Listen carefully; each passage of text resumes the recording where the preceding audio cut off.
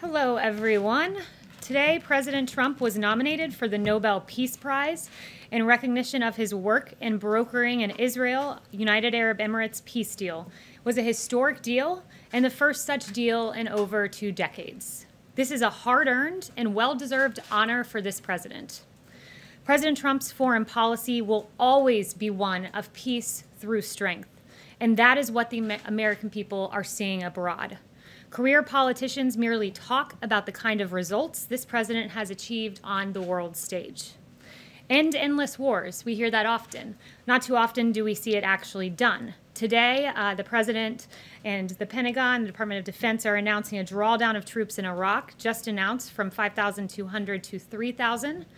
We are getting our allies to pay their fair share. Now 9 NATO countries are meeting their 2% spending obligations.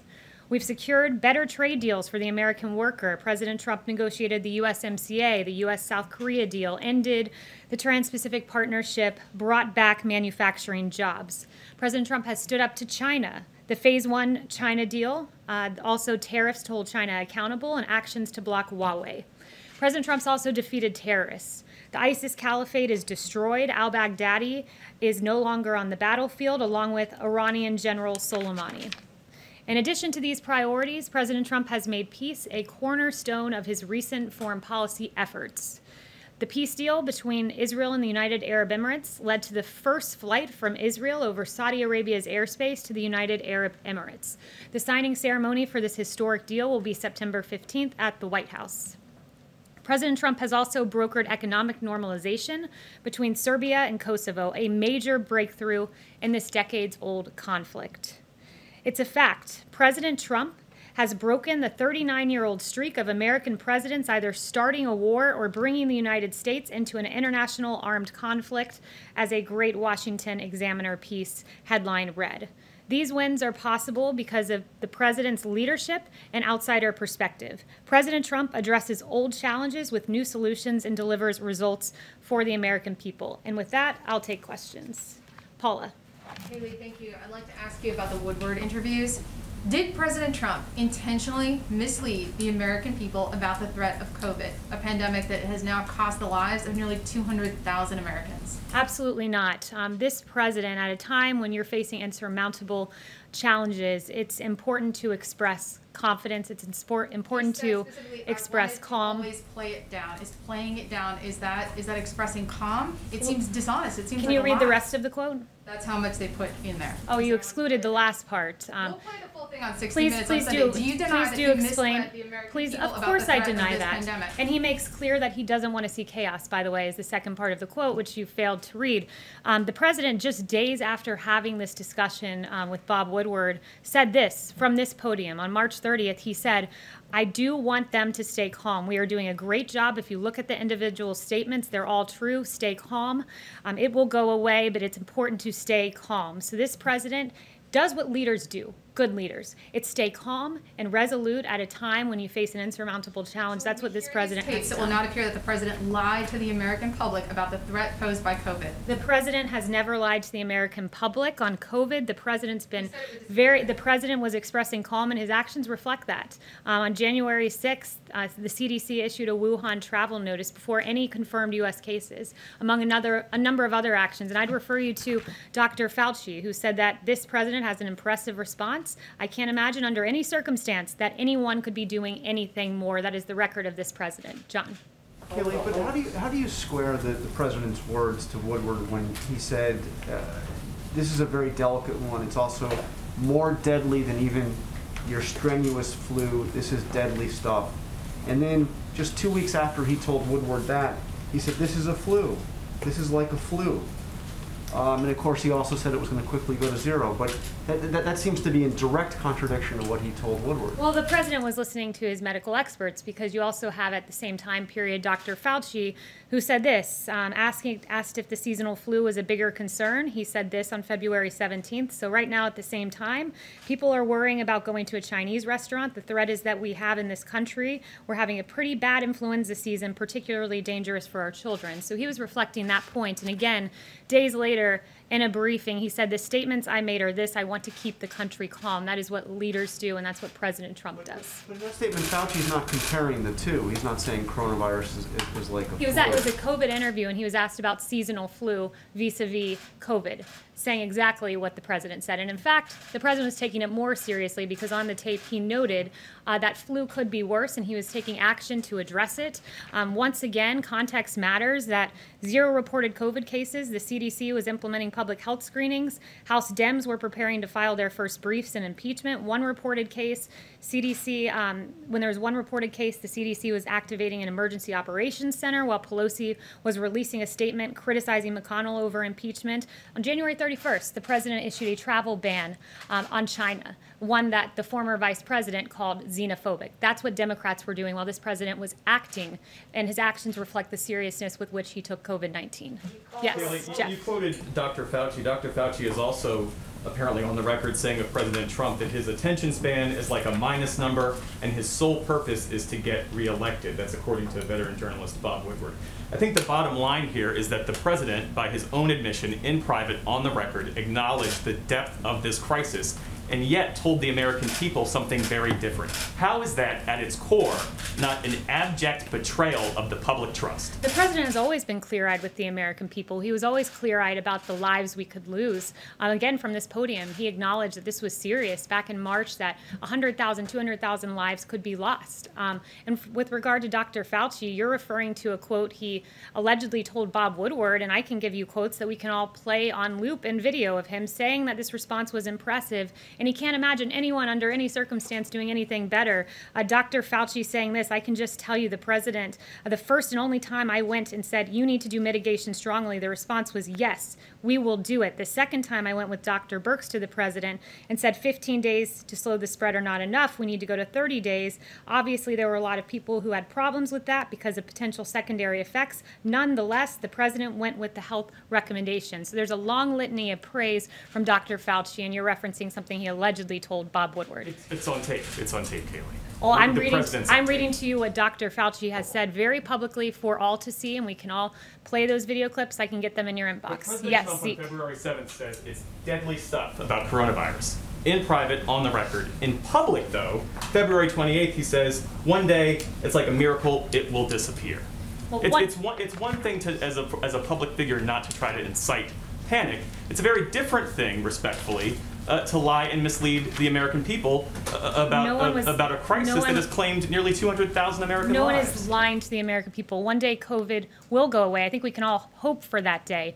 We will have a vaccine because of this president tearing through bureaucracy to get a safe and effective vaccine. One day it will go away. That is a fact. It is not inciting fear. This president has expressed calmness from this podium, mobilized the greatest mobilization of the private sector since World War II, got more tests than any country in the world on COVID, a vaccine, which, by the way, it'll be a record for a novel pathogen. The timing of this vaccine, should we get it by the end of the year, or should we get it even 3 years, which was the timing of Ebola? This president has done an unprecedented job dealing with COVID, and one that Dr. Fauci even acknowledged. And like I said, I will get you that clip to your inbox. Yes.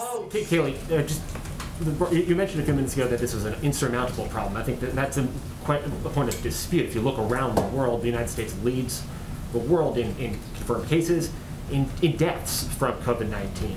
So doesn't the president have their responsibility for that record as well as the testing and the vaccine development that you're just talking about? No, when you've looked at the rest of the world, in particular the case fatality rate in the United States is about 3%.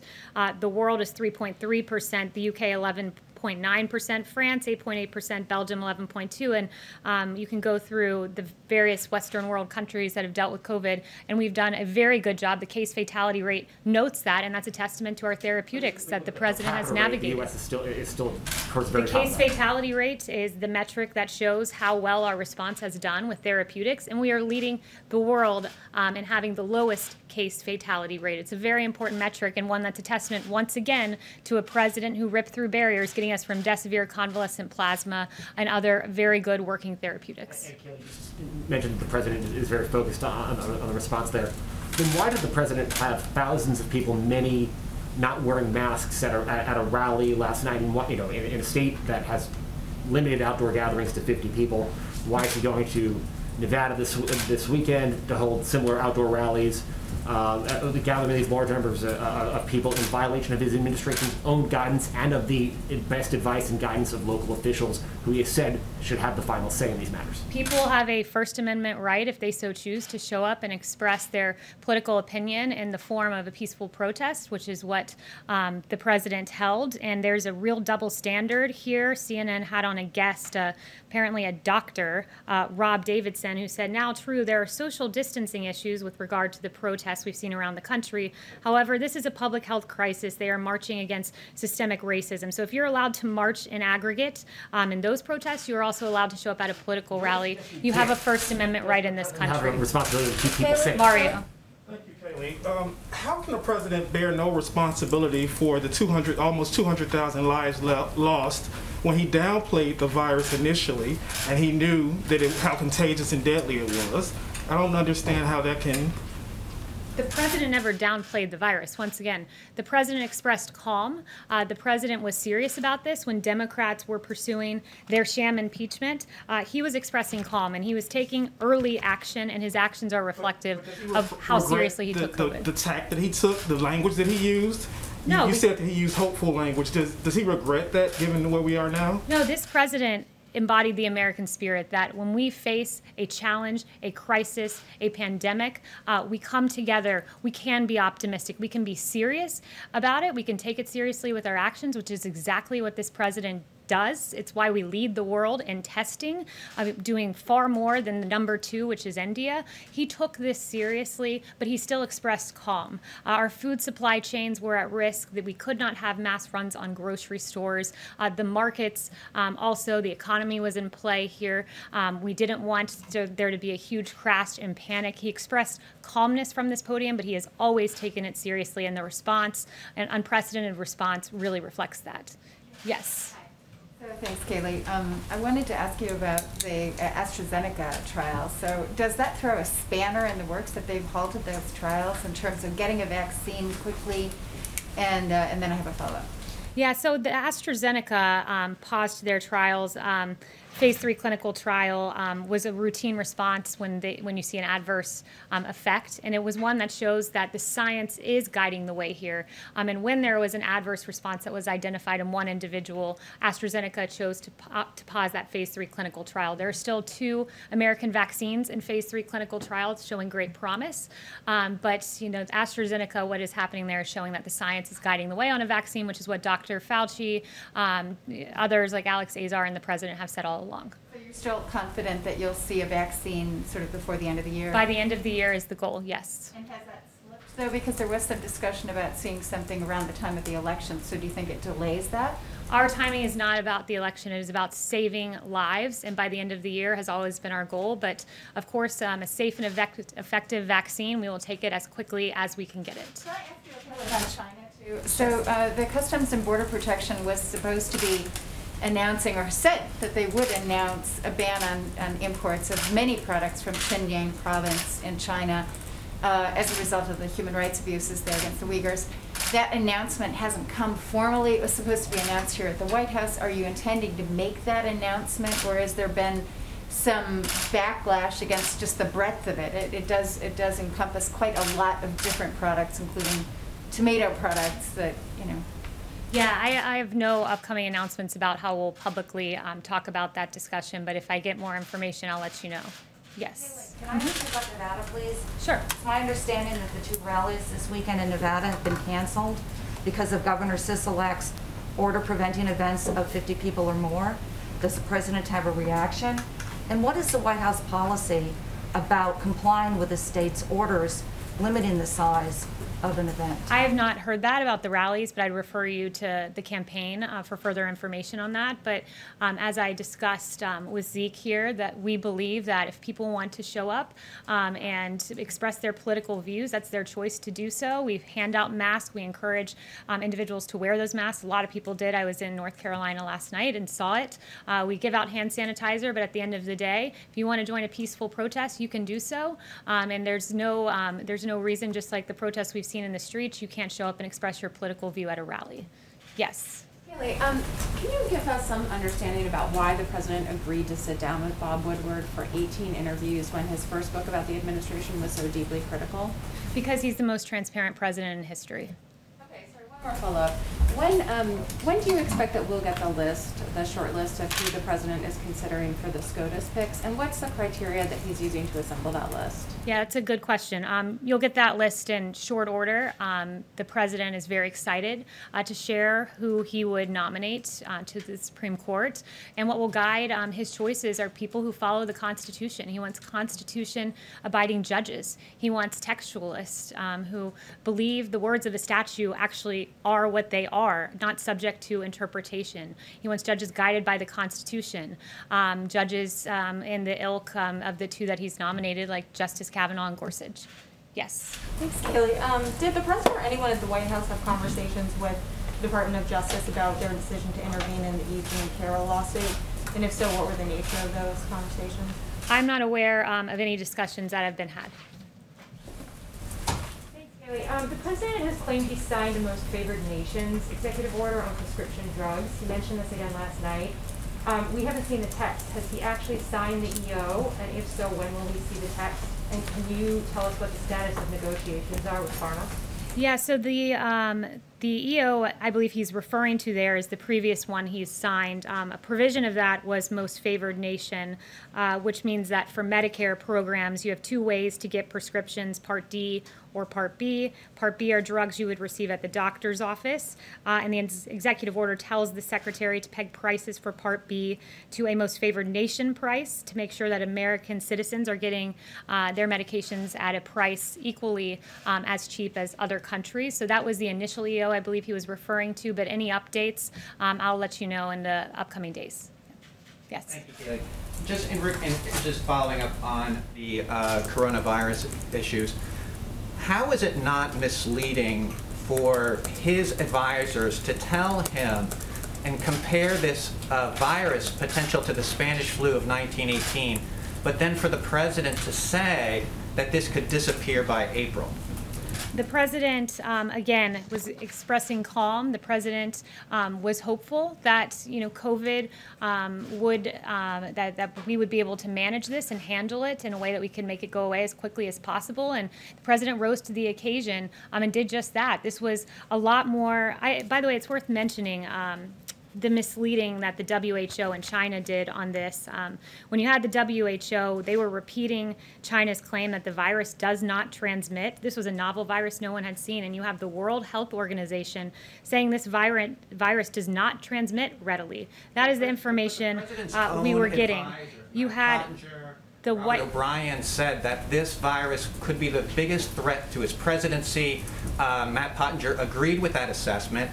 And then President Trump would later say that no one could have predicted this when his own experts were predicting this. Look, you're referring to the intel community, and what the president knew was, and I've walked you through this before, on January 23rd, the intel community briefed President Trump for the first time about COVID, and the briefing said coronavirus from China is poised to spread globally, but the good news is that it is not deadly for most people. This is the information President Trump was getting, and the next time he was briefed on it was January 28th, when he was told that the spread was happening outside of China and the deaths remained all inside China. He was told then that China is not sharing key data. Indeed, China was not, because as I noted to you on January 9th, the World Health Organization said it does not readily transmit between people, and on January 14th, the World Health Organization said no clear evidence of human-to-human transmission. Clearly, that was not true. Even on February 29th, as the virus was spreading, the WHO put political correctness first by opposing travel restrictions. Note that on January 31st, President Trump put into place those travel restrictions that Democrats called xenophobic. Shame on them. Yes. Kayleigh, on the same day the president tweeted that the virus would become weaker when the weather started getting warmer, he told Bob Woodward it was going to be deadly stuff. So why does Bob Woodward get the president's unvarnished opinion when the American people don't? He was giving Bob Woodward the same opinion he gave from the podium, and he said, I am here, I want to express calm. That is what a leader does. He has always shared the facts, he has always been forthright, and he's always followed the advice of his medical experts, like Dr. Fauci, who called his response impressive. Yes. He never said this was deadly stuff. Yes. The American people. Yes, he did. He acknowledged that hundreds of thousands could die, and he took the right response, which was to temporarily shut down the country, saved millions of lives, and so too of his therapeutics, so too will the vaccine that's being developed. Yes. The protests in Belarus continue, as well as the crackdown on the opposition. What concrete steps the president is going to take to support Belarusians in their struggle for democracy and to stop human rights abuses? Yeah, it's another very good question. The U.S. is extremely concerned by continued human rights violations in the wake of Belarus's election. Reports of opposition figures being kidnapped, forcibly expelled, or otherwise threatened are just a few of the many methods that the Belarusian government is using in its attempts to deny freedom of speech. The U.S. is working with our international partners to hold all of those committing these abuses accountable, and we call on the Belarusian government to release all who are being unjustly detained. As for the election there was not a real election. It was neither free nor fair. It was fraudulent. The massive number of Belarusians protesting peacefully makes clear that the government can no longer ignore the people's calls for democracy. Yes. Kayleigh, how is the president keeping his promise of ending endless wars if this announcement on Iraq is just a drawdown, not a withdrawal? There are still troops in Afghanistan, Saudi Arabia, Bahrain. There's still troops. It's not really keeping the 2016 promise, is it? The president's drawing down our troops. These things take time. We want to ensure that the Iraqi security forces are well trained, and our U.S. troops have done a magnificent job doing just that. We believe that now is the time when we can make this drawdown, keep the country stable because of the training that our troops have done. So, of an attempt to kind of try and make it look like the promise is being kept in advance of the election?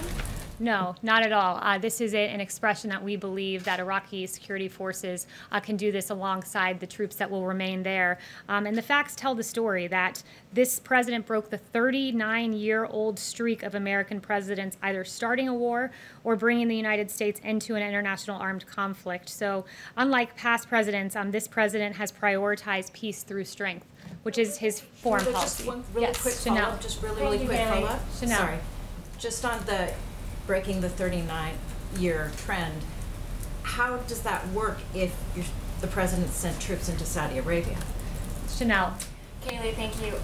With Kosovo and United Arab Emirates, these are Muslim-majority countries spanning 2 continents now, each bringing some kind of agreement with Israel towards peace.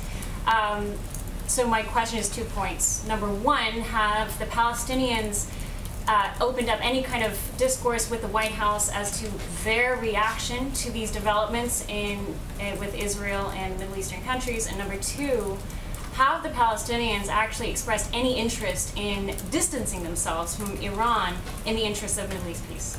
Yeah, through the deal, President Trump made additional progress on reaching peace in the Middle East.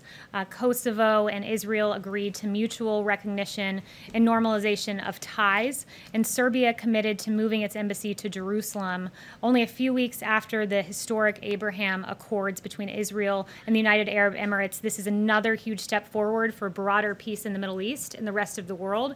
I'd refer you to the Palestinians for their reaction, but it is quite telling that this historic agreement between Serbia and Kosovo addressing a decades-long conflict was only mentioned one time on CNN and one time on MSNBC. Yes. Thank you, Kayleigh. I wanted to ask about the Winter Olympics in Beijing in 2022. More than 160 human rights groups have called on the International Olympic Committee chief to revoke the Games from Beijing. Would President Trump support an American boycott of the Games over the Chinese regime's human rights abuses? I haven't spoken to him specifically on that, so I'd have to get back to you. But this president has always held China accountable. His actions very clearly show that. He has stood up to China, unlike any president before him in modern history. But one thing I do want to address is just this really egregious, and I addressed it on Friday, but it's worth updating, this Atlantic story written by a liberal activist. Now you have 25 people who have spoken out and dismissed this story, and now you even have the author of the story who said, quote, "I share the view that it's not good enough," quote, referring to the fact that he did this false report based on anonymous sources. And basically, when you look at the liberal activist who wrote this, he has a very bad history. He can't be trusted. The left's new hero used to be their #1 enemy for his role in the U.S. entry into Iraq. Indeed, in the early 2000s, this author was then at the New Yorker, and he extensively wrote on the possible links between Iraq and al-Qaeda, a suggested link that was key behind the decision of U.S. involvement in Iraq. He relied on people who, in his words, quote, seemed to me to be credible, who said that they had information about such connections between al-Qaeda and Iraq. And Goldberg's reporting simply backed up his view that the U.S. should invade Iraq. In Slate in 2002, this author argued in favor of the U.S. invading Iraq. And later, he even admitted that he knew people blamed him for helping to get the U.S. into the war. He wrote a sarcastic piece saying, yes, I know I started the Iraq War. His reporting cannot be trusted, as noted by the fact that 25 people have come out on the record dismissing his report, the report by a liberal activist. Thank you.